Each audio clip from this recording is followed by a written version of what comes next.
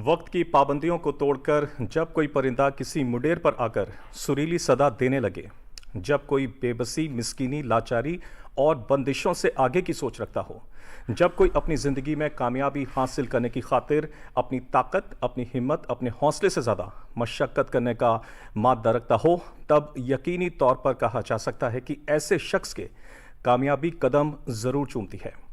और दोस्तों, ज़िंदगी में मंजिल पाने की ललक ईमानदारी से शुरू होकर उस शख्स को कामयाबी की दहलीज पर लाकर खड़ा कर देती है, और तब जाकर ये कामयाबी कभी न ख़त्म होने वाली एक ऐसी उड़ान में तब्दील होती है जो न सिर्फ उस शख्स को गले लगाती है बल्कि उसके माथे पर एक बेहद हसीन और शानदार बोसा भी देती है। हौसलों की उड़ान के एक ख़ास शुमारे में मैं राशिद आप सभी नाज़रीन का तहे दिल से खैर मकदम करता हूँ, इस्तकबाल करता हूँ। नाज़रीन, आज बात, मुलाकात, एहसासात और जज्बात का एक तफसीली सिलसिला एक ऐसे जांबाज सिपाही के साथ कि जिसको जब जब और जहां जहां सरजमीन हिंदुस्तान की खिदमत करने का मौका मिला, तब तब उसने अपने शौर्य, अपनी पराक्रम, अपनी एबिलिटी, अपने हिम्मत, हौसले के दम पर हर बार दुश्मन के दांत खट्टे किए। तो आइए बहुत अदब और एहतराम के साथ इस्तकबाल करते हैं, खैर मकदम करते हैं। कोई और नहीं, हौसलों की उड़ान में आज तशरीफ़ लेकर आ रहे हैं देश की आन बान शान, फौज की पहचान, जांबाज सिपाही और हौसलों की उड़ान के आज के मेहमान major general doctor Gagandeep Bakshi. बहुत बहुत इस्तकबाल, खैर मकदम। बहुत बहुत आभार आपका, थैंक यू। इतनी बड़ी शख्सियत, एक कहते हैं ना कि एक आफताब है और आसमान में चमकता हुआ, और इतने सारे तारे हैं और उसकी शख्सियत के इतने अजीम पहलू कि किस किस पर नज़र करें। लेकिन जब आपके बारे में मैंने कुछ कोशिशें की जानने की तो पता लगा कि जो बचपन था बड़ा हसीन था और बड़े ज़बरदस्त पढ़ने में माहिर गगनदीप जी, और जबलपुर की पैदाइश, और उसमें भी जो कमांडो की मैगज़ीन होती हैं वो पढ़ने का बड़ा शौक़ था आपको। और जो आपके साथी थे बख्शी सर के दोस्त हुआ करते थे, 50-50 पैसे की कई सारी जो मैगज़ीन्स होती हैं, कॉमिक्स होती हैं, उनको लिया करते थे, और वहाँ से एक जो शौर्य पराक्रम की मैंने बात कही वो जज्बा उनके अंदर पैदा हुआ। लेकिन चिंगारी जो भटकी वो शायद रमन की शहादत के साथ। मेरा जन्म वैसे जम्मू में हुआ था, और जो मेरे फादर साहब थे वो महाराजा हरि सिंह की जम्मू एंड कश्मीर रियासत की फ़ौजों के चीफ एजुकेशन ऑफिसर थे, प्रिंसिपल थे उनके ऑफिसर्स ट्रेनिंग स्कूल के। महाराजा साहब के दरबारी थे, और जो हमारे उनके करण सिंह, युवराज करण सिंह के पर्सनल ट्यूटर, तो उस ख़ानदान से बहुत हमारा संपर्क था। और फिर वो जो जम्मू एंड कश्मीर इन्फेंट्री थी जो कि रियासत की फ़ौजें थी, वो 47 के बाद हिंदुस्तान की फ़ौज में विलय हो गया as the regiment of the Jammu and Kashmir rifles. तो हमारे फादर साहब ने उनकी खिदमत करी उस रेजिमेंट की। फिर मेरे जो बड़े भाई साहब थे जिनका आपने अभी जिक्र किया, कैप्टन सृष्टि रमन बख्शी, वो 11 J&K राइफल्स में तैनात थे, और अफसोस 1965 के युद्ध में उनको वो शहीद हो गए थे। काफ़ी मतलब बुरा अंत हुआ, क्योंकि वो माइन फटने से उनके शरीर के टुकड़े टुकड़े हो गए थे। तो वही वो चिंगारी का वक्त था कि जनरल बख्शी ने ये ठान लिया कि दुश्मन को मैं सबक सिखाऊंगा, और जो उनके मन में थी वर्दी पहनने का, नेताजी सुभाष चंद्र बोस के बहुत कम लोग जानते हैं कि एक जब वो भाई साहब गए थे पलटन, वापस आया केवल एक कांस का कलश जिसमें उनकी अस्थियां थे, फूल थे, लेकर आया पलटन का एक जवान। तो जब वो माता पिता को बोल रहा था, वो बता नहीं रहा था कि वो कैसे गए, मतलब कैसे अंत हुआ, शहादत हुई इनकी। तो शहादत कैसे हुई, क्योंकि वो कतरा रहा था। तो मुझे लगा कि ये कुछ छुपा रहा है, तो मैं उसको अलग ले गया और मैंने पूछा कि भाई तू मुझे बता क्या हुआ था, असली सच सच बता क्या हुआ था।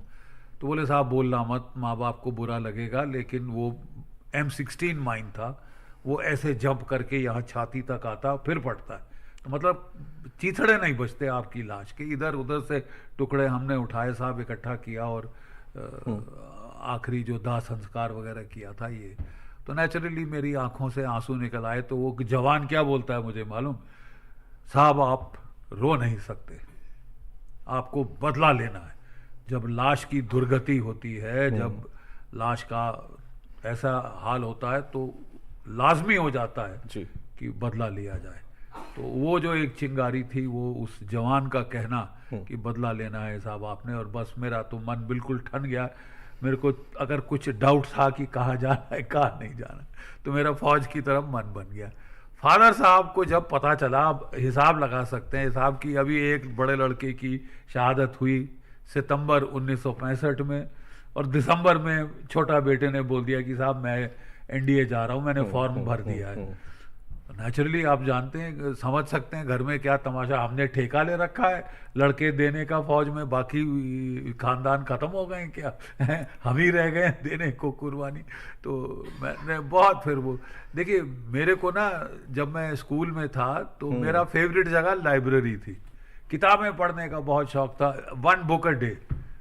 और फादर साहब ने ये शौक डाला था मेरे को, जब भी जाते थे उधमपुर में, वो पोस्टेड थे, जम्मू जाते थे, मेरे लिए किताबें लेके आते थे, और मैं एक दिन में एक किताब ख़त्म कर देता था और फिर और दो वगैरह। तो वो उनका बड़ा मन था कि एक बेटा तो फौज में गया, एक बेटा IAS IFS जाए, तो वो मेरे को कहते थे। तो जब मैंने बोला, कहने बिल्कुल नहीं जाएगा, ये नहीं, तू है ही नहीं, काबिल ही नहीं है, फिट नहीं है तू फौज के लिए, है तू सारी इंडिविजुअल गेम्स खेलता है, तू रेसलिंग करता है, बॉक्सिंग करता है, कोई टीम गेम नहीं खेलता, फौज में तो बहुत ज़रूरी है, ये है वो है। तो मैंने कहा डैड मुझे ट्राई तो करने दो। कहता तू पास ही नहीं होगा, मैं जानता हूँ। और आपने ट्राई ऐसा किया कि ऑल इंडिया सेकंड रैंक लेकर आया आप? वही तो मैंने बोला मुझे कोशिश तो करने दें, और जब कोशिश करी तो मैं खुद हैरान रह गया और सब देखने वाले हैरान रह गए। एनडीए का एंट्रेंस एग्जाम, लाखों बच्चे आते हैं, और ऑल इंडिया में मेरी नंबर 2 रैंक थी। तो तब मैंने बोला डैड देखो ये तो अब ऊपर से आ रही है कि जाने की रजा ऊपर से आ गई है, अब जाने दो। तो मुझे याद है कि फिर वो उन्होंने बहुत मन मार के वो उन्होंने हाँ कहा, और जब हाँ कहा भी तो क्या हुआ कि वहाँ से एक इंडेमनिटी बॉन्ड आता है फौज से, जब आप एनडीए जाने लगते हैं तो एक इंडेमनिटी बॉन्ड आता है, उसमें लिखा होता है कि भाई अगर ट्रेनिंग के दौरान आपका बेटा मर गया, हड्डी पसली टूट गई, तो आप कोई हर्जाना सरकार से नहीं क्लेम करोगे। तो वो पढ़ के बोले मैं नहीं साइन करता, एक बेटा मेरा गया काफ़ी नहीं है, अभी दूसरे का बोल रहे कि मर जाए, ये हो जाए वो जाए, मैं नहीं साइन करता। नतीजन में कोई 10 दिन उन्होंने मेरे को जाने नहीं दिया। तो फिर मैंने बुलाया साहब, रिक्शा में परेशान हो गया, पुराने ओल्ड स्टाइल बंगलों में रहते थे, ट्रंक शंक डाला मैंने, वो बोला तू कहाँ जा रहा है, मैं एनडीए जा रहा हूँ। तो बोला कि मैंने तो तेरा साइन नहीं किया। मैंने कहा आप बाद में भेज देना, मैं तो जा रहा हूँ। वारंट आ गया था वहाँ से, जो रेलवे वारंट होता है कि, तो मैंने कहा बस ये है मेरी जेब में, वहाँ पहुँच जाऊँगा तो सरकार खिलाए पिलाएगी, देख करके नहीं। वो कहते हैं ना सर, अगर ये कहानी तो बहुत लंबी है, क्योंकि 16-17 साल के थे आपसे? 16 साल के, और अभी 75-76 के हैं। तो इतनी लंबी एक कहानी है, और जिस तरीके से उनके परिवार का एक शहादत के साथ नाता रहा, फिर जनरल साहब ज्वाइन करते हैं नेशनल डिफेंस एकेडमी। तो ऐसा आपके बारे में चंद लाइनें हैं कि है दिल में अगन ए मेरे वतन ये जान न्यौछावर करने की, है दिल में अगन ए मेरे वतन ये जान न्यौछावर करने की, क्या बात है ऐसे जीने की, क्या शान है ऐसे मरने की। क्या बात है। तो ये आपकी फैमिली और आपकी सर्विसेज के लिए मैं सलाम पेश करता हूँ इस बात को कहते हुए। 65 और किताबों का आपने जिक्र किया, उस पर भी मैं आऊँगा कि बहुत पढ़ने वाले आप थे, और इतनी सारी किताबें लिख दी आपने। मेरी जानकारी के अकॉर्डिंग तो 45 था, लेकिन ऑफ द माइक बात करते हुए पता लगा कि नाउ इट्स बिकम 52। यस, और 53rd जा रही है। सबसे ईरान पे लिख रहा हूँ। अच्छा, ईरान पर लिख रहे हैं। सबसे करीबी आपकी किताब और सबसे पहली किताब, इन दो का जिक्र आप ज़रूर करें कि किससे इंस्पायर्ड हुए। एक हीरो थे आपके before starting this military journey, तो उनका भी जिक्र करें, और वो भी बड़ी अजीम शख्सियत है हिंदुस्तान के इतिहास की। देखिए, मैं बचपन में, मैंने बहुत छोटा था तब मैंने किताब पढ़ी थी नेताजी सुभाष चंद्र बोस पे, और तब से वो शख्सियत छा गई, जैसे रूहानी शख्सियत मन के ऊपर, दिलो दिमाग में। और ख़ासतर अपने फ़ौजी करियर के दौरान मैंने उन पे काफ़ी रिसर्च करी। जब मैं स्टाफ कॉलेज में पढ़ रहा था तो जो मेरी थीसिस थी वो INA के मोटिवेशनल मॉडल के ऊपर थी कि भाई कैसे उनका जो मोटिवेशन का मॉडल था, नेशनलिस्टिक मिलिटेंट नेशनलिज्म वाला, पेट्रियाटिज्म वाला, वो हमारी सेना में लाना चाहिए, क्योंकि तब तक हमारी सेना में जो मोटिवेशनल मॉडल अंग्रेज़ों के ज़माने से चला आ रहा था, रेजिमेंटल मोटिवेशन की, मतलब गुरखा, जाट, राजपूत, गढ़वाली, इत्यादि इत्यादि, डोगरा, सिख, ये इसके ऊपर ज़्यादा जोर था। तो मैंने लिखा कि भाई जैसे आज़ाद हिंद फौज में था कि मुल्क, पूरे मुल्क, मतलब कोई एक कौम नहीं, कोई कुछ नहीं, हम सब भारतीय हैं।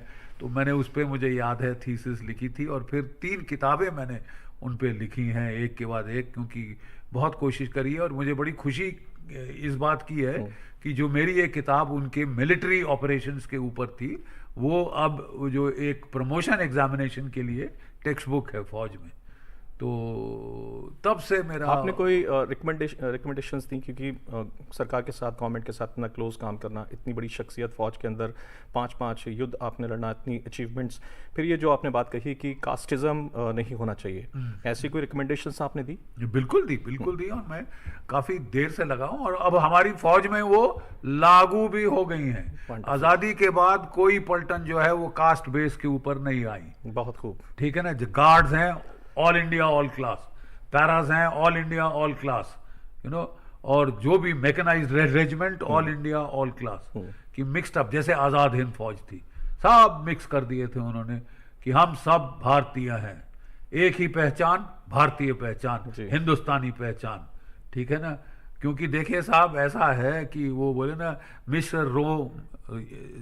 रोम यूमा सब मिट गए जहां से, कुछ है हम में कि मिट सकती नहीं कभी हस्ती हमारी, सदियों रहा है दुश्मन दौरे जमा हमारा, सारे जहां से अच्छा हिंदुस्तान हमारा। तो ये हिंदुस्तानी पहचान, एक पहचान बस, और हमारी फौज में एक ही पहचान है आजकल, हिंदुस्तानी पहचान, और कोई पहचान, सब बोले अपनी पलटन के गेट के बाहर छोड़ दो। जब आप फौज में आ गए, आप हिंदुस्तानी हैं सर से लेके पांव तक। ठीक है। You are Indian first and last, and your country comes first always and every time. आपकी शख्सियत को देखकर जब लोग इंस्पायर्ड होते हैं, जब आप 99 कारगिल के दरमियान लीड कर रहे थे एक बटालियन को, और दुश्मन ऊपर की तरफ था, नीचे से आपको लीड लेनी थी, कोशिशें बार बार हो रही थी और फिर मुश्किलात आ रही थी, तो आपने एक उनको इंस्पायर करने के लिए एक लाइन उनसे कही थी, और ये किसी ने बताया मुझे, आपके मित्र हैं, कि जब जनरल साहब ने ये बात कही तो हमारी रग रग के अंदर जो खून जो है रोंगटे के साथ खड़ा होता था, और उसके बाद फिर से हम कोशिश करते थे कि हमें अपना परचम, अपनी सरजमी का परचम फिर से बुलंद करना है। और वो कुछ यूँ था कि अगर जब मुश्किल में हारे दुश्मन के साथ, तो आपने कहा कि क्या हुआ जो मैदान हार गए, क्या हुआ जो मैदान हार गए, अभी सब कुछ तो नहीं हारे, वो अदम में साहस, वो इच्छा शक्ति जो सजदा करने को तैयार नहीं। 71 में आते हैं कि एक यंग और कमीशन मिल रहा है, बिल्कुल बिल्कुल, और युद्ध के जो क्लाउड्स हैं ऊपर की तरफ हैं, 1 महीना पहले कमीशन मिल जाती है जी। मैं उस दौर की थोड़ी सी देखिए, आप एकदम से कितनी पुरानी यादें आपने ताज़ा कर दी। देखिए 1971 एनडीए ख़त्म करने के बाद हम लोग इंडियन मिलिट्री एकेडमी देहरादून आए, और मार्च में ऑपरेशन वो जो है शुरू कर दिया था पाकिस्तान की फौज ने, और क्रैकडाउन किया था बांग्लादेश में, और कत्ल व गारत का दौर गिद्ध मंडरा रहे थे उस मुल्क के ऊपर। और तब मतलब हमको पता चल गया था कि लड़ाई के बादल छा रहे थे। अक्टूबर का महीना, अक्टूबर 1971, हमारे जो एडजुटेंट साहब थे वो सफ़ेद घोड़े पे आते थे, उसको वाइट चार्जर बोलते थे। वाइट चार्जर सफ़ेद घोड़े पे आए, हम लोगों को ड्रिल स्क्वायर में लाइन अप किया था पूरे कोर्स को। वो आए और बोले कि बॉयज़, हम बहुत खुश हैं आपके स्टैंडर्ड ऑफ ट्रेनिंग से, और सरकार बड़ी खुश है, और आपको 1 महीना पहले पास आउट किया जाएगा। 14 दिसंबर 1971 को पास आउट होना था, अब आप 14 नवंबर 1971 को पास आउट होंगे, 1 महीना पहले। 1 महीने की सीनियोरिटी जी। फौज में 1 दिन की सीनियोरिटी जो है आपको चीफ बनना या ना बनने का फर्क डाल सकती है। हम लोग बड़े खुश हुए, खूब ताली बजाई। तो बेचारे वो एडजुटेंट साहब वो ऐसे पीछे मुड़ के, जो असिस्टेंट एडजुटेंट थे उनको बोलते हैं बेचारे। तो बोला क्यों सर, आप ऐसा क्यों कह रहे हैं? कहता है यार ये जो बैच है ना, ये जब ये पास आउट होंगे 10 दिन की छुट्टी मिलेगी माँ बाप को मिलने के लिए। जब तक पलटन पहुंचेंगे, पलटन लड़ाइयों में, सारी पलटनें लड़ाई में होंगी। ना इनको जवानों के नाम पता होंगे, ना जवानों को इनके नाम पता होंगे। लेकिन 19, 20, 21 की उम्र है और ये सबसे आगे दौड़ते जाएंगे, मैक्सिमम मारे जाएंगे। और देखिए साहब, उनकी जो भविष्यवाणी थी, उनकी जो फोरकास्ट था, बिल्कुल सही बैठा। तजुर्बेकार थे वो। बहुत नुकसान हुआ हमारा। और हमें याद है हम लोग सिलीगुड़ी के रेलवे स्टेशन पे कोई 20-30 बैच के इकट्ठे हम लोग गए थे, अलग अलग जगहों से। वो असम मेल में बैठे और पहुंचे, गाने गाते गए, बड़े खुश। ये वो वहां उतरे तो पूरा स्टेशन खचा खच फौजियों से भरा था, स्टील हेलमेट्स। और वो स्टेशन की छत नहीं थी, तो विंटर के महीने में जो धूप होती है ना, तो जो संगीनें चढ़ी थी राइफलों के ऊपर, उन पे वो बोलते ना चमक रही थी, वो शियारा मार रही थी, शरशरा रही थी। आंखें चौंधे आ गई। मतलब इतने सारे हजारों बेनेट देख के खुली संगीनें। मुझे पहला सीन जो अपनी सर्विस का याद। और वहां से हम लोग उतरे तो जवान आए, तो हम एक दूसरे को गले मिल रहे थे कि पता नहीं फिर मिलेंगे कि नहीं मिलेंगे, क्या है, जिंदा रहेंगे कि नहीं रहेंगे। तो जवान आए, बोले साहब जी जल्दी करो साहब, पलटन बांग्लादेश में है, ये पकड़ो साहब, अपनी स्टैंड पकड़ो और इसको अब संगीन चढ़ा लो साहब, है, और अपना पैक ले लो। मैंने कहा ये ट्रंक शंक कहाँ जाएगा? वो अरे साहब जी वो फिक्र ना करो, ऐसी वो सब रियर में जाएगा, आपको आगे। तो मुझे ये याद है, लड़ाई की पहली रात मेरे बहुत सारे बैचमेट शहीद हो गए। किसी की टांग उड़ गई, किसी का हाथ उड़ गया। पहली रात, मतलब उनको पहली तनख्वाह नहीं मिली घर में साहब, पेंशन पहुंच गई माँ बाप को। लेकिन रशीद, मुझे बहुत फख्र है इस बात का कि हमारा वो बैच था जो कि लड़ाई के कटिंग एज पे था, जब हमने मात्र 13 दिन में पाकिस्तान के 2 टुकड़े कर दिए थे। बांग्लादेश का एक नया मुल्क इजाद किया था, जन्म दिया था, बाजुओं के जोर पे, बाजुओं की ताकत पे। 550 किलोमीटर बांग्लादेश के बॉर्डर से ढाका राजधानी हम वहां पे पहुंचे थे। 93,000 पाकिस्तान की फौज ने वहां पे सरेंडर किया था, हाथ खड़ा करके। और मुझे याद है lieutenant general Amir Akbar Abdullah Khan Niazi, हिलाले जुर्रत, सितारा पाकिस्तान वगैरह वगैरह, वो छोटे बच्चे की तरह फबक के रो रहा था। जी। और ये छोटा बच्चा जो जस्ट अभी कमीशन हुआ है, उसको क्या लग रहा था कि मैंने जिस चिंगारी के साथ, टॉप ऑफ द वर्ल्ड, मैंने जिस चिंगारी के साथ ज्वाइन किया, और 1 महीना पहले ही कुदरत ने, खुदा ने मुझे वो मौका दे दिया, दुश्मन सामने है और मैंने उसको पटक दिया। मतलब बहुत मतलब दैट वाज द ग्रेटेस्ट, बोलते ना कि विक्ट्री। मुझे याद है, देखिए जब मैं एनडीए से पास आउट हुआ था, फील्ड मार्शल सैम मैनेक्शॉ, एक रूहानी शख्सियत मेरे लिए तो वो वहां पे पासिंग आउट परेड के लिए आए। वो ऐसे बोलते थे जैसे मशीन गन का फायर चलता है। Gentlemen, I've come to pass you out. I'm impressed by your drill, your turnout, your steadiness on parade. Remember, मुझे अभी तक याद है उनके अल्फाज। Remember, there is no place for a defeated soldier. You either win or you die. याद रखो, मैदान जंग में एक हारे हुए सिपाही की कोई जगह नहीं है। या तो तुम जीतो या मर जाओ।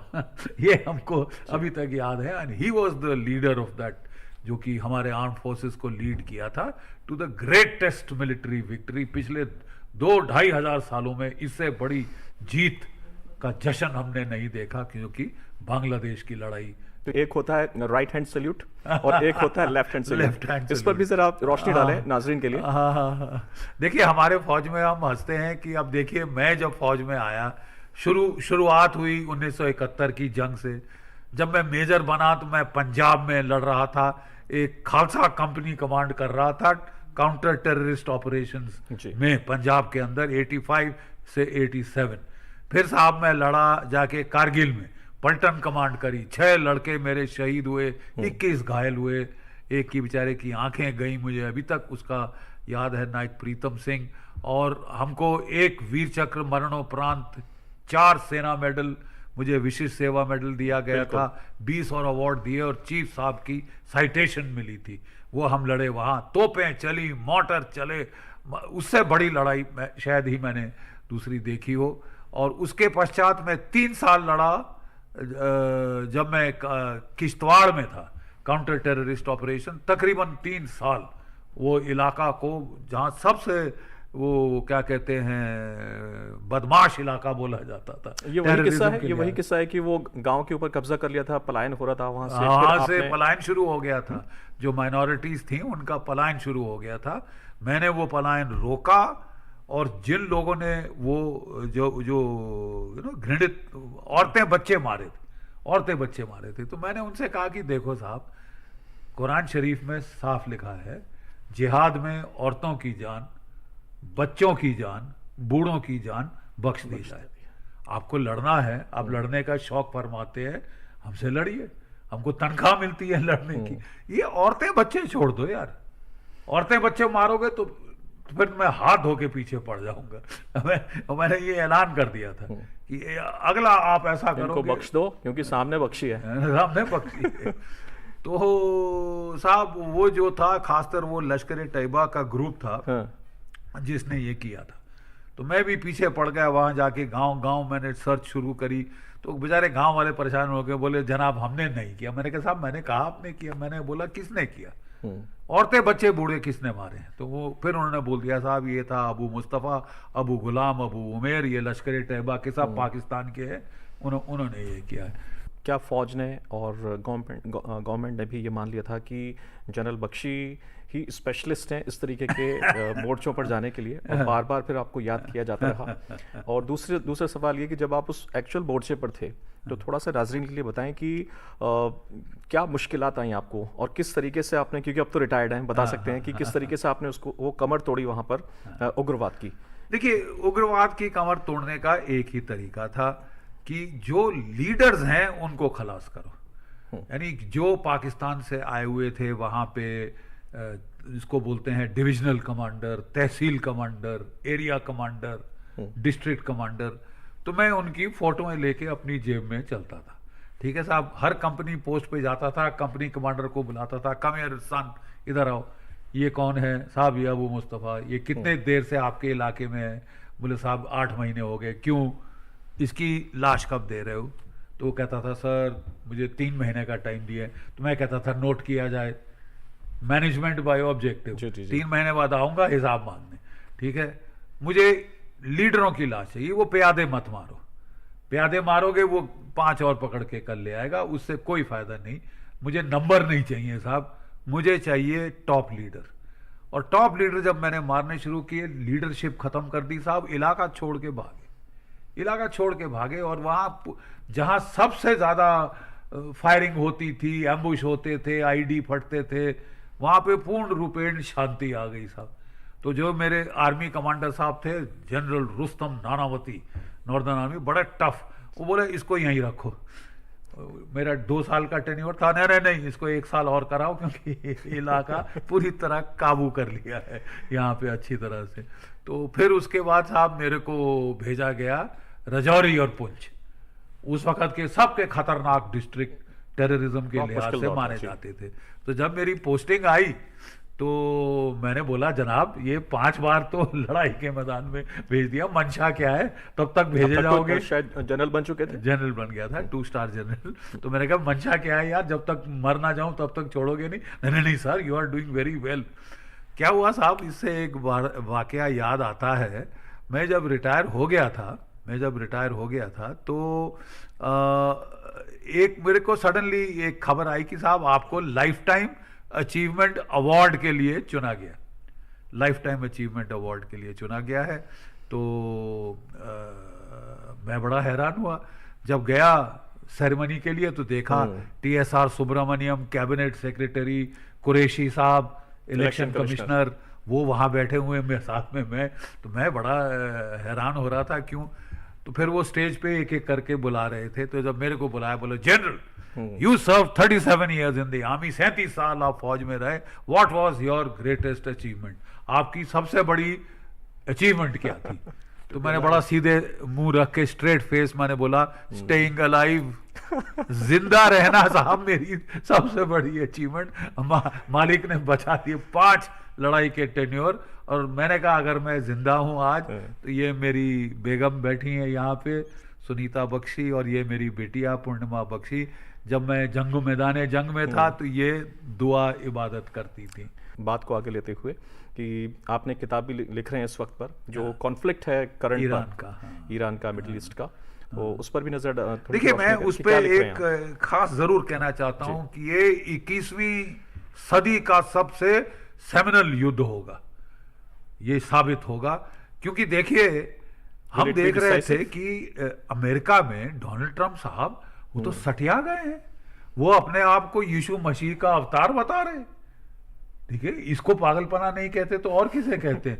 और वो चढ़ गए वेनेजुला के ऊपर, ठीक है। बड़े अफसोस की बात है कि वेनेजुला के लोग लड़े नहीं, बिक गए, CIA ने ब्राइब खिलाई और पूरे देश ने आत्मसमर्पण कर दिया और वो ले गए।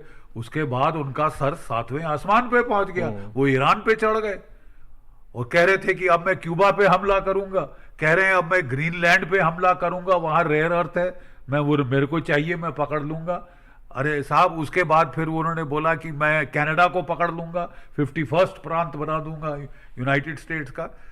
और ये सब करने के बाद शांति के नोबेल पुरस्कार के लिए कि वो अपने आप को इच्छुक बता रहे हैं, ठीक है साहब। और जो वो माचूदो जो थी वहां की एक महिला जिनको नोबेल पीस प्राइज दिया गया, उसका पीस प्राइज छीन के अपने दफ्तर में टांग लिया था। साहब देखिए, बात ऐसी है कि क्या हम वापस कॉलोनियलिज्म की ईरा में जा रहे हैं, उपनिवेश काल जिसको बोला जाता था कि जिस मर्जी देश पे आए कब्जा कर लो। ये रानी ऑफ झांसी की जो एडमिनिस्ट्रेशन सही नहीं है, हम उसको कब्जा कर लेंगे, हड़प लेंगे। तो ये क्या ये युग आ रहा था। इसलिए थर्ड वर्ल्ड की इज्जत के लिए जरूरी था कि अमेरिका को पुश बैक मिले। और मुझे साहब खुशी है कि ईरान ने वो हिम्मत दिखाई है, ईरान के लोगों ने, वो लड़ गए हैं और हिला के रख दिया है डोनाल्ड ट्रंप साहब को। कह रहे थे 48 घंटे में मसल दूंगा चींटी जैसे, ततैया जैसे, लड़ गया है साहब आपको जी। आप भूल जाइए कि वो मसल दिया, उसने बुरे हाल कर दिए हैं। आज 56 दिन 57 दिन हो गए और अंत नहीं दिख रहा इस लड़ाई का। जितना उसको भी ठीक है मार उन्होंने सही है, उतना ही उन्होंने मारा है, ठीक है साहब। और देखिए ये एक मुल्क है जिसमें बर्दाश्त का मादा बहुत है। सद्दाम हुसैन की फौज से लड़ गए थे साहब, 8 साल लड़े थे, फिर भी कुछ 1 मिलियन कैजुअलिटीज हुई थी, केमिकल गैस इनके ऊपर चलाई थी उसने, लेकिन इन्होंने उफ नहीं करी। इनके 12-12 साल के बच्चे बेचारे वॉलंटियर होके माइन फील्ड के थ्रू जाते थे ताकि फौज को रास्ता मिले। वो बच्चे बेचारे जाते थे, माइन फट जाते थे और ये लोग जाते थे। मतलब इनमें हिम्मत लड़ने की, ये वही सिलसिला है जो आपने जिक्र किया हुसैनी सैयद होने का, तब से चली आ रही है ईरान करबला।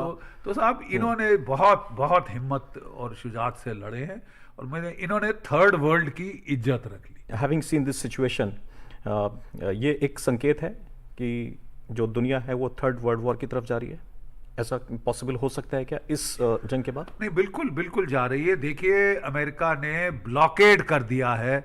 पहले क्या था कि ईरान ने एक मास्टर स्ट्रोक चली, स्ट्रेटेजिक मास्टर स्ट्रोक, क्या गल्फ ऑफ हॉर्मूज को बंद कर दिया। 20% तेल वहां से आता है दुनिया का, ठीक है साहब। और दुनिया की इकोनॉमिक तबाही हो रही है। मतलब प्रेशर पड़ रहा है डोनाल्ड ट्रंप पे कि बस करो बस करो बस करो, ठीक है साहब।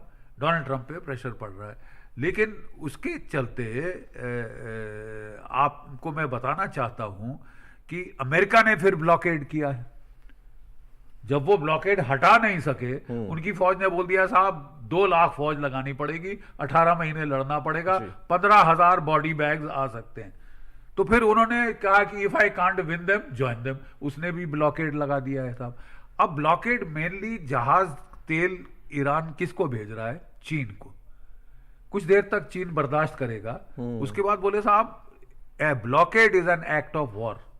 मान लो चीन अपने जहाज भेजे फौजी साथ में, हम एस्कॉर्ट करेंगे, चिंगारी यहां फटे और चीन वहां पे हमला कर दे ताइवान में, फिर कहां जाएंगे डोनाल्ड ट्रंप साहब?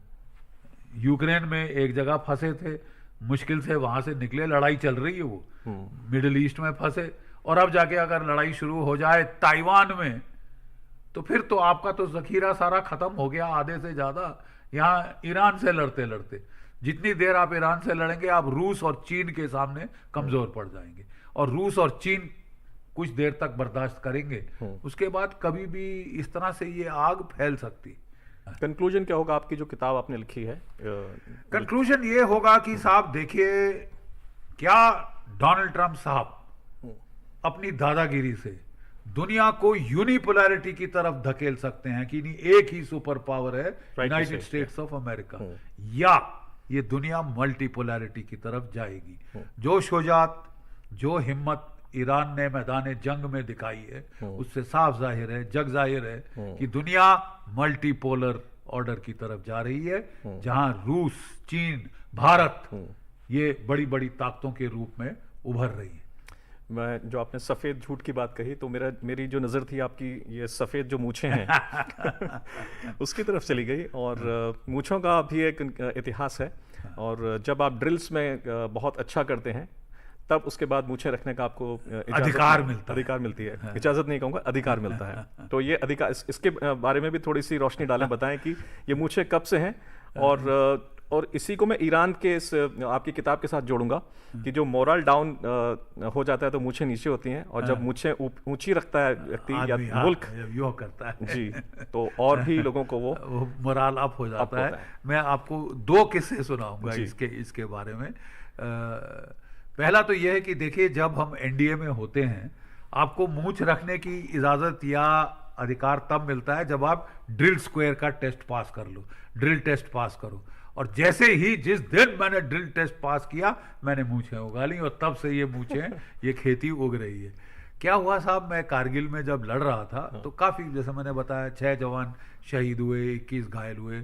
उन दिनों जो डेड बॉडीज थी वापस नहीं भेजी जाती थी रस्मों के लिए, वो वहीं पे कमांडिंग अफसर को वो चिता को आग देनी पड़ती थी। 6 को जब चिता को अपने जवानों की जब मैंने आग दी, तो मेरे बाल सफ़ेद हो गए, मूछें सफ़ेद हो गई। तो बहुत कम उम्र पे, जब 40 के आसपास था, तब मेरी बाल और मूछें सफ़ेद हो गई थी। देखिए साहब, मैं फ़ौज में लद्दाख में रहा हूँ, कारगिल में रहा हूँ, अरुणाचल प्रदेश में रहा हूँ, सिक्किम में चोला 16,500 फुट ऊंचे सबसे आगे मोर्चे पे रहा हूँ, जहाँ चीन का मोर्चा 800 गज पे था।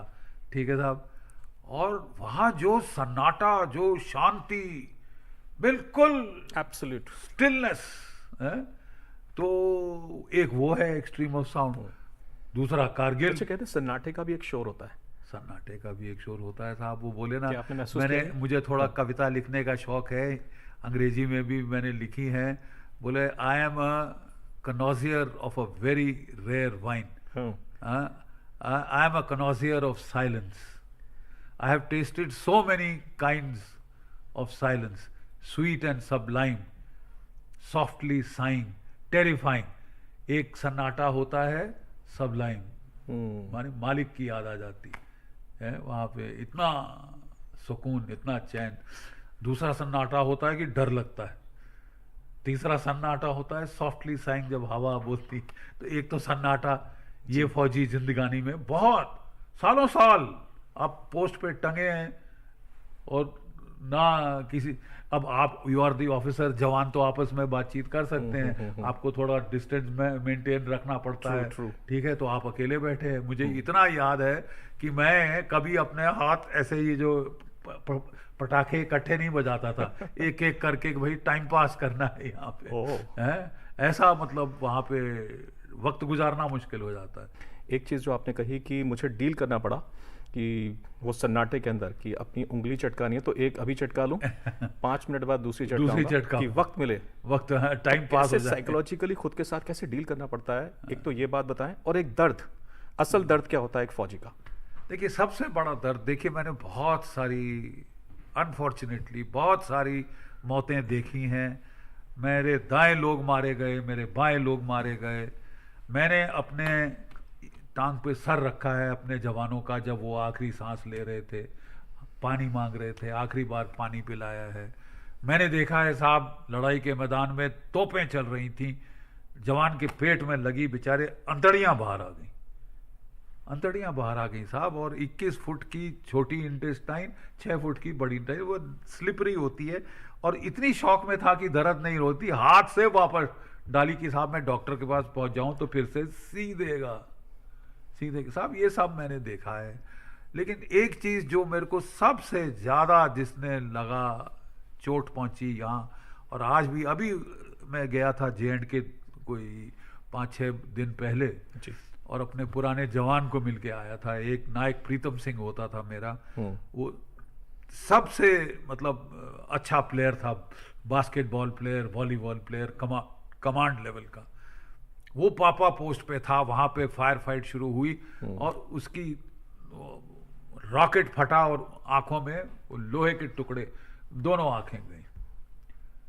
उसको साहब उतारा, हम लोगों ने नीचे लाया, और वो ऐसे ऐसे जब कर रहा था तो मेरे को ऐसी चोट लगी, बाकी सब मैंने सह लिया।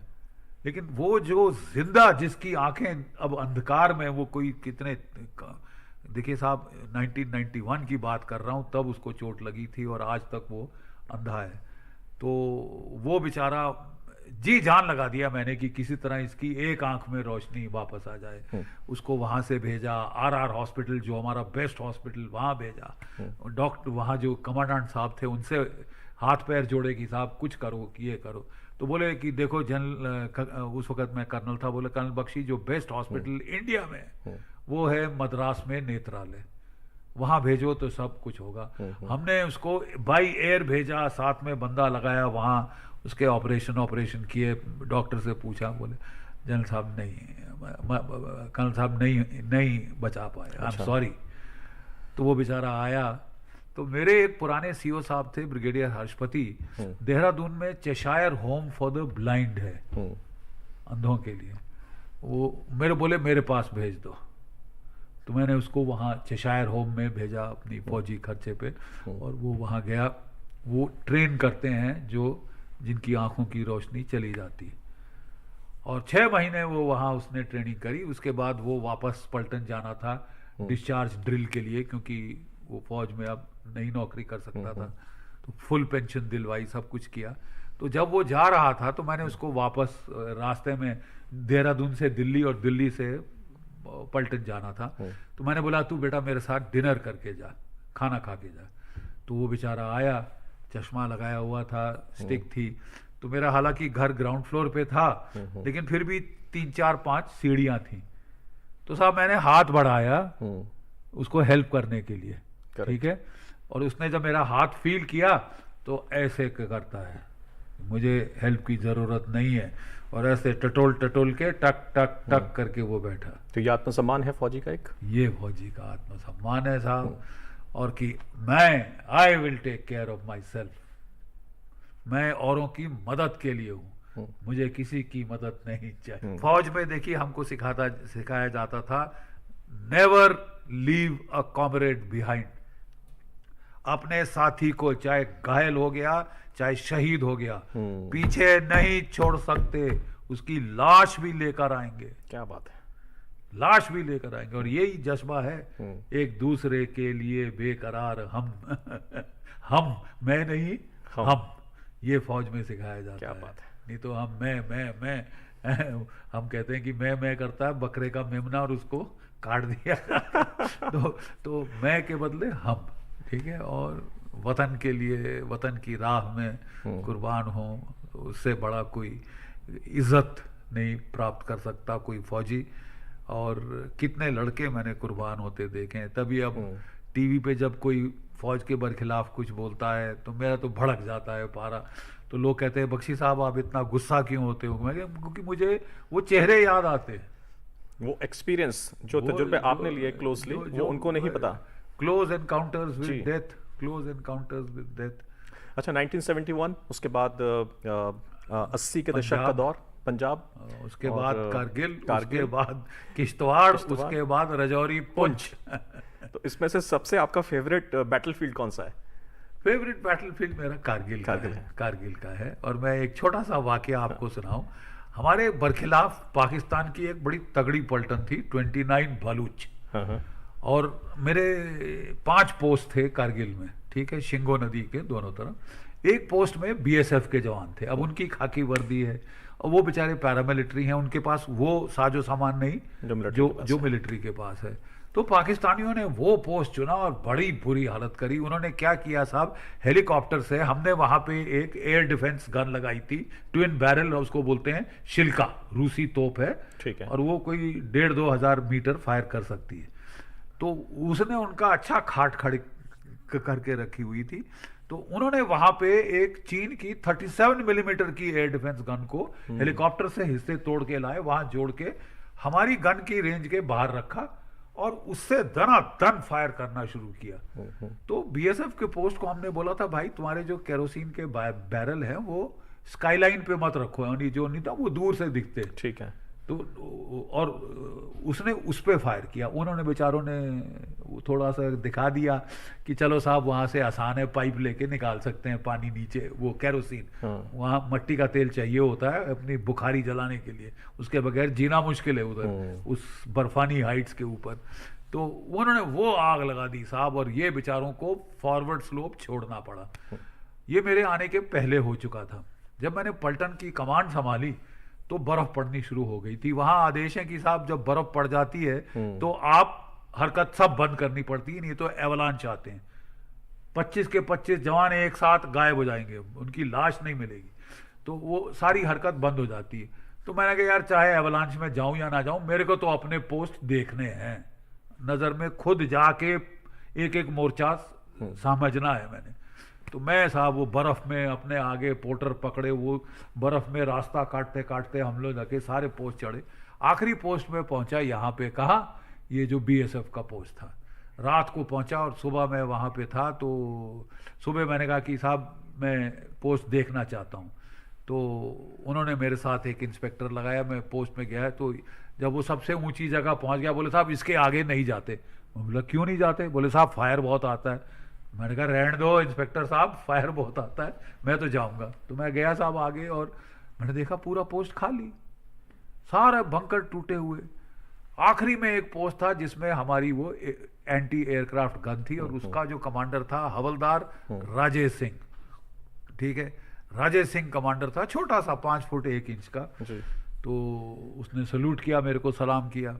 तो मैंने बोला हाँ बेटा राजे, क्या क्या बात है? कहता सर मैं आपसे अलग से बात करना चाहता हूँ, इंस्पेक्टर साहब को बोलो जाएं। तो मैं कहा ठीक है। मैं कहा आप साहब थोड़ा उधर हो जाइए। मैंने क्या हुआ? कहता साहब आपको मैं बताना चाहता हूँ कि हमारी फौज की यहाँ बहुत बेइज्जती हुई। मैंने कहा कैसे? उसने बोला साहब उन्होंने यहाँ पे फायर किया था, इनकी केरोसिन जला दी और इनको रिवर्स स्लोप पे जाना पड़ा। और तब साहब ये जो पाकिस्तानी हैं ये अपने बंकरों पे निकले और उन्होंने भंगड़ा किया। मैं फायर करना चाहता था तो उन्होंने मुझे करने नहीं दिया। मैंने कहा अगर ऐसा, कहता साहब आपको इसका बदला लेना है। मैंने कहा ओके राजेश सिंह, तूने मेरे को बता दिया काफ़ी है। मैंने उस पोस्ट पे साहब तोप भेजी 75-24 मिलीमीटर, जो कि 11 किलोमीटर फायर करती है। वो ओपन साइड पे सीधा फायर करेगी। एंटी टैंक गन भेजी, अपने सबसे अच्छे सूबेदार शेर सिंह को भेजा कि आप पोस्ट को टर्न अराउंड करो, जब लड़ाई के लिए तैयार है मुझे बता देना। ठीक है साहब। तो उसने जो है तैयार हो गया, 1 महीना लगा, तैयार हो गए, पूरा सब बंकर रिपेयर कर लिए। बोले साहब हम लड़ाई के लिए तैयार है, आप आ जाइए। तो मैं पहुंचा पोस्ट में और सुबह मैं जाके जो सबसे ऊंचे पोस्ट पे मैं खड़ा हो गया, फायर, ठीक है। और साहब दनादन फायर हुआ। तो वो जो सरदार थे ना हमारे, जो वो आर्टिलरी गन के साथ आए, वो मुझे बोलते साहब जी सानू भी मौका मिलना चाहिए। तो मैंने कहा अबे फायर का मतलब तुम भी शामिल। तो उन्होंने साहब तोपों से फायर शुरू कर दिया। ठीक है साहब। और सामने साहब ऐसे झरना चलता है ना, वो पहाड़ टूट टूट के गिरना शुरू हुआ जहां पे थे। बुरे हाल हो गए। वो 29 बलूच के लगे चिल्लाए, ग्राई पागल हो गए हो, बस करो बस करो। तो वो वहां पे ठोके जा रहे थे साहब दुश्मन को, तो तभी मेरे साथ जो रेडियो ऑपरेटर था उसने ऐसे ऐसे किया। मैं बोला क्या क्या हुआ? कहता साहब वो देखो वो देखो। मैंने कहा क्या? वो सफेद झंडा खड़ा कर दिया। सरेंडर। सफेद झंडा साहब जी, बस हो गई अब रहने दो। तो वो देखा। ये तो रहा दुश्मन छुप गया। नहीं मैं एक जी, जी, minute, please, I just please, finish please, if you don't mind, I'll No, no, just please, finish, sir, all yours. तो वो कहते, मैंने वो कहता कि साहब वो देखो सफेद झंडा। तो मैंने उसको बोला तेरे को दिख रहा है? बड़ा असमंजस में हुआ कि साफ दिख रहा है, मेरे को भी दिख रहा था। तो हाँ साहब। मैं कहता हूँ दिख रहा है? बोला नो सर। मैंने कहा कोई सफेद झंडा अंडा कुछ नहीं, इनके मारो मार तगड़ी। साहब उनको 1 घंटा और मारा। वो बेचारे सारा ये जो फॉरवर्ड स्लोप होता है ना, ये इसको बोलते हैं फॉरवर्ड स्लोप, जी, जी, रिवर्स स्लोप, ये छोड़ के पीछे चले गए जान बचाने के लिए। ऐसा बुरा हाल, और सन्नाटा पड़ गया वहां। तो फिर जवान बोलते साहब जी मजा नहीं आ रहा, ये जवाब नहीं दे रहा दुश्मन। मैं कहा अच्छा ठीक है। सुबेदार मेरे साहब सीटी बजाओ। सीटी बजाई। सब जवान अपने बंकरों की छत पे आ जाए।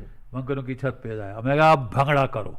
क्या बात है। भंगड़ा करो, है दम तो मारो, मार के दिखाओ, छू के दिखाओ एक भी, तुम्हें सत्य हम मिट्टी में मिला देंगे। और मेरा प्राउडेस्ट मोमेंट मेरे मिलिट्री कैरियर का वो है जब हमने आधा घंटा छतों पे आके डांस किया, भंगड़ा किया, और हिम्मत नहीं पड़ी 29 बलूच की पाकिस्तान की फौज की कि वो फायर कर दे। जी। तो ये क्या प्राउडेस्ट मोमेंट, हसीन लम्हे जो शायद इन्होंने तो जिए हैं, और इनके साथ हम यहाँ पर जी रहे हैं स्टूडियो के अंदर, और मीडिया में आपको देखा जाता है, लेकिन इस तरीके के जज्बाती जो आप आज यहाँ पर बयां कर रहे हैं, ये बड़ा मुश्किल से देखा जाता है। और जितने भी नाजरीन हैं लुफ्तंदोज़ हो रहे होंगे, फ़ख्र महसूस कर रहे होंगे आपकी शख्सियत पर। इतना शानदार व्यक्तित्व हिंदुस्तान के पास है और आज भी कंट्रीब्यूट करे जा रहा है। ये ज़बरदस्त मूछें, ये कद काठी, ये जज्बा, और किसी के आगे ना झुकना। सजदा किसी के आगे करता नहीं, लेकिन कोई तो ऐसा होगा जिसके आगे जनरल बख्शी झुकते होंगे। मालिक है भाई, हम सब झुकते हैं। जी। मैं चाहूँगा कि इस मंच से आप ये बताएं कि आम जन जो है वो तिरंगे को देखकर देश प्रेमी मानता है, भारत के नाम से अपने आप को देश प्रेमी मानता है। जनगण मनगढ़ जब हम गाते हैं तो रोंगटे खड़े होते हैं, उस पर देश प्रेम झलकता है। लेकिन एक्चुअल देश प्रेम क्या हो सकता है? एक संदेश आपके ज़रिए इस पूरे मुल्क को कि आखिर देश प्रेम हो, और जनरल बख्शी को कैसे डिफाइन करेंगे? देखिए हमारी फौज में और भारत की संस्कृति में जो है, हम कहानियों के जरिए कुछ चीज़ बताते हैं। तो अगर वक्त है तो मैं आपको एक छोटी सी कहानी बताऊंगा। देखिए देश प्रेम क्या है।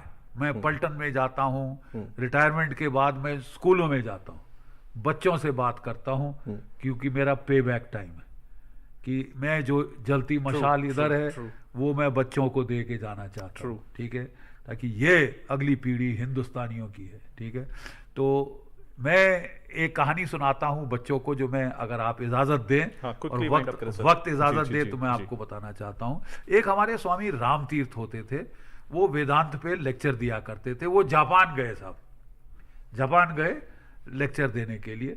तो वो हॉन्शू, वहाँ 4-5 टापू हैं, तो वो हॉन्शू के आइलैंड से एक दिन वापस आए, रात को होटल में पहुंचे तो लंच डिनर खत्म हो चुकी थी। और जापानी वक्त के बड़े पाबंद हैं साहब, बिल्कुल बाय द मिनट चलते हैं। तो वो पहुंचे, बोले साहब sorry lunch dinner time over. तो वो भूखे पेट सो गए बेचारे।